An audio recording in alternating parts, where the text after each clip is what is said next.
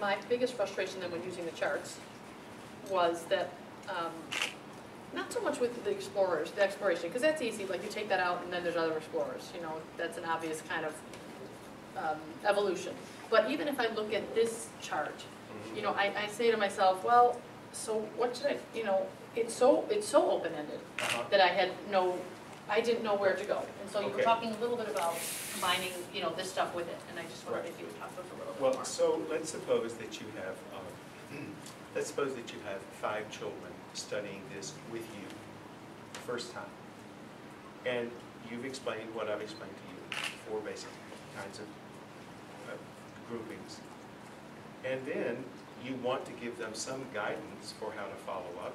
So you say, look, on the chart of the basic needs, we have how many material needs? 1, 2, 3, 4, 5. There are 5 children.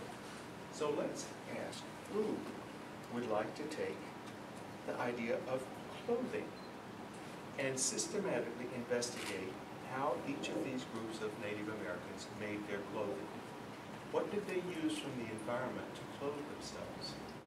Was it made of hide, or did they know how to weave cloth? So who's interested in investigating the clothing? Let me show you. Bev, I've always enjoyed noticing what you wore these 3 days, so how about you investigate clothing? Okay. And who would like to investigate the food? Now the food supply is going to depend on what they find in the environment, isn't it?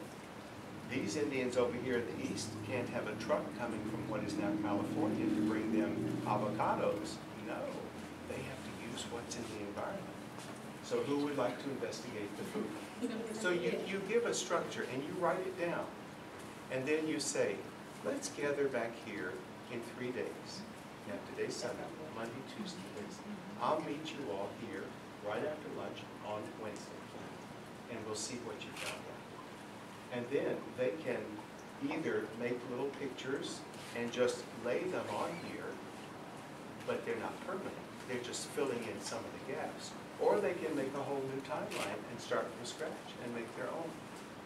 What's important is that they are engaged and they're excited about it. And if they come to you and say, I can't find anything in our books here in the library, that's when you set off for the library and see what you can do.